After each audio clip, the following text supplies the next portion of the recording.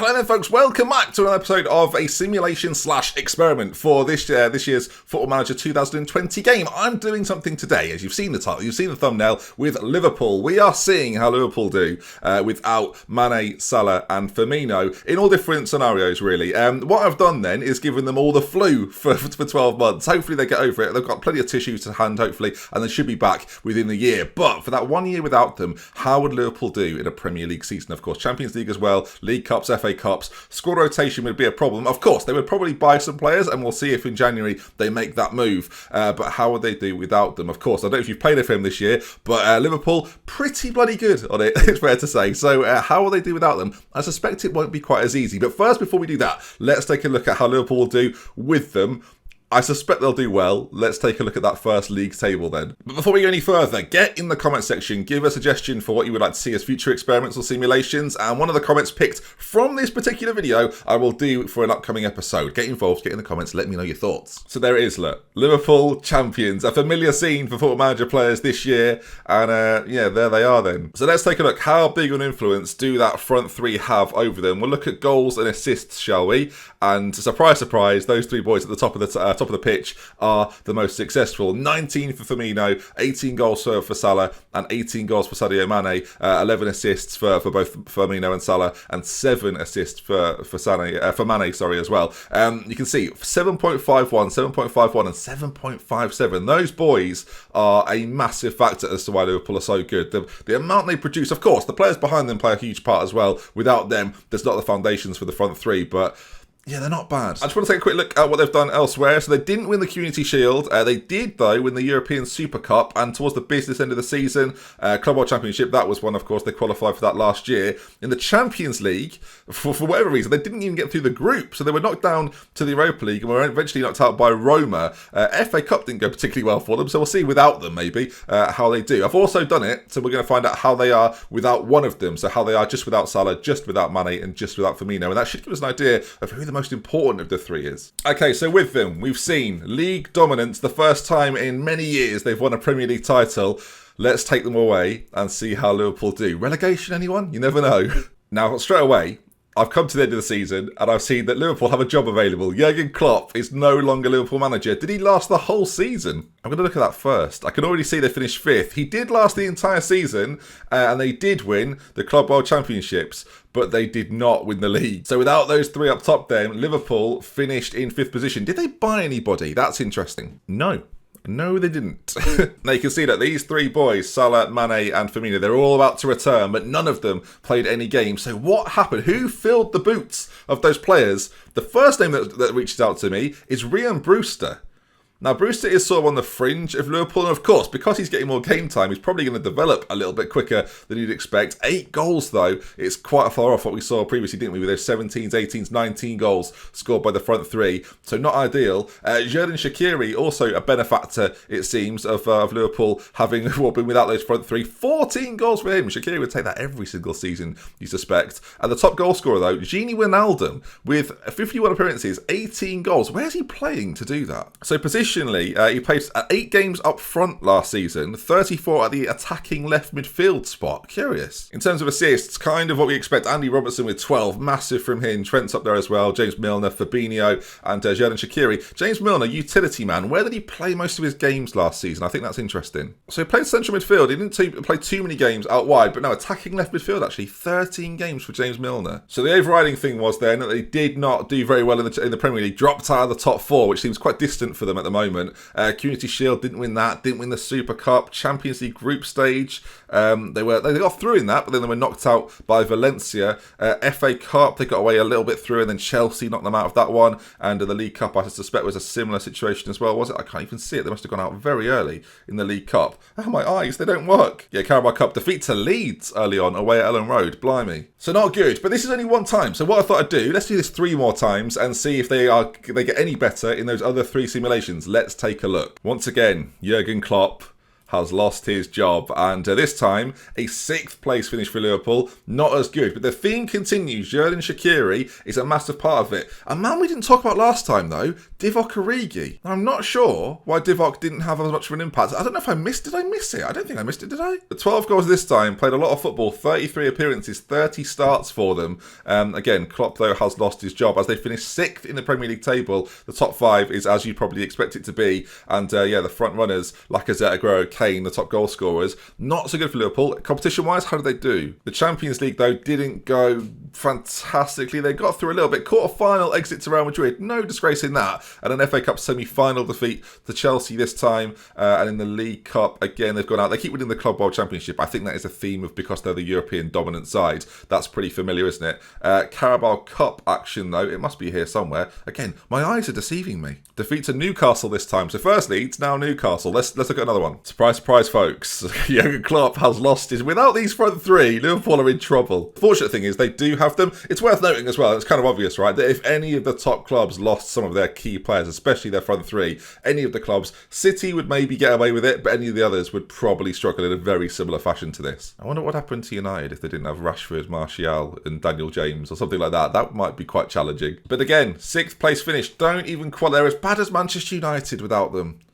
Oh dear.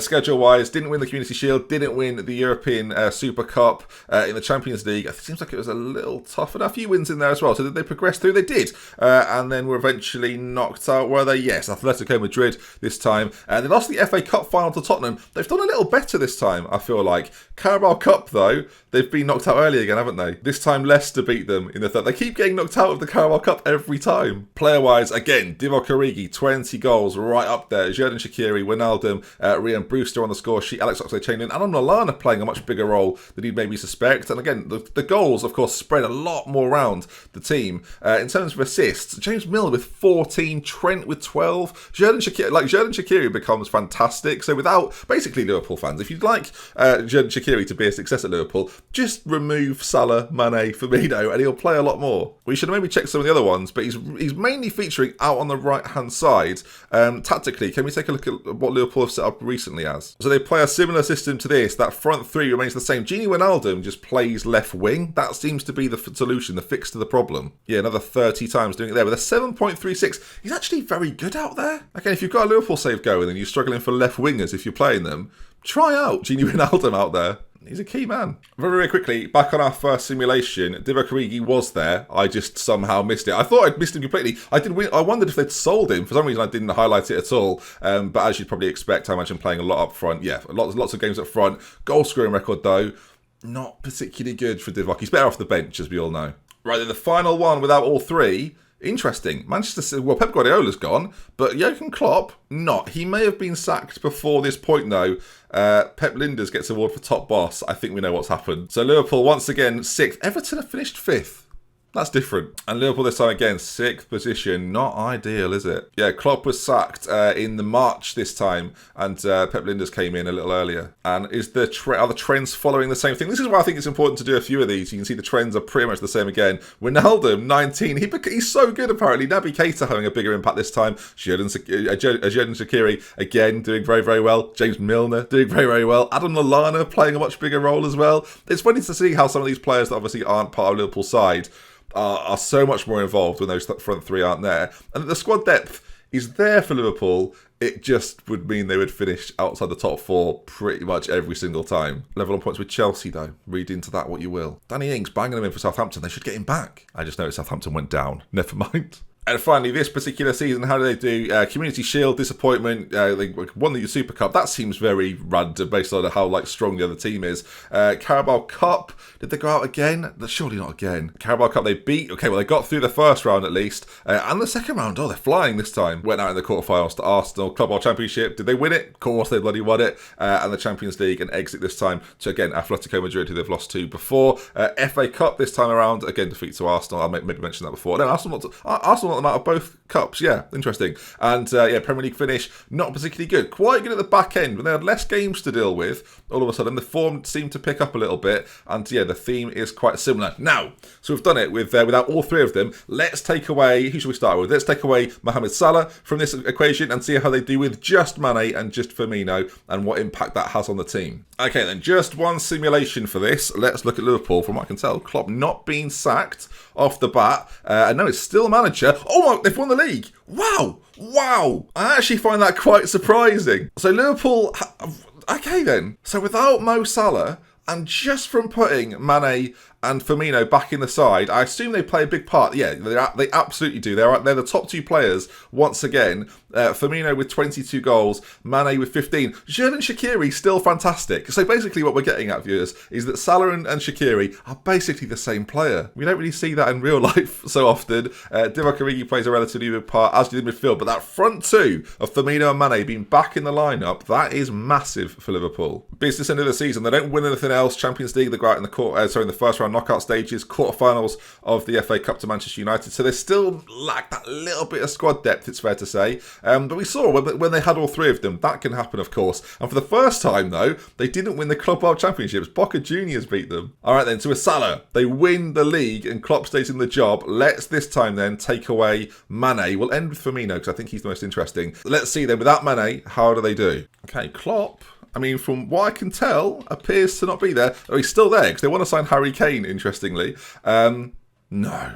So this time, without Mane, they've done it again. They've won the league. So both times now, Liverpool have managed to win the league when either Salah or Mane are missing. It's going to be fascinating to see what happens when Firmino's not there. But because the difference between when they weren't there and were there was massive. They weren't finishing the top four at all. When they are there, they're winning the league. At the business end again, didn't do particularly well, didn't win too much. The World Club Championships this time, though, yeah, they got to the third. They didn't even get through the semi-final this time. Were knocked out of the Carabao Cup semi-final to Arsenal. They seem to be a bit of a thorn in the side. And Manchester City beat them in the Champions League quarterfinals as well. And the FA Cup defeat to Palace wasn't ideal. So they're not winning much outside of the Premier League when they're winning the Premier League. But player-wise, you can see Salah back in the lineup. Firmino, top of the tree. When we take him out, this is everything, isn't it? Let's find out then. Salah obviously plays a big part once again, 14 goals, only 2 assists this time.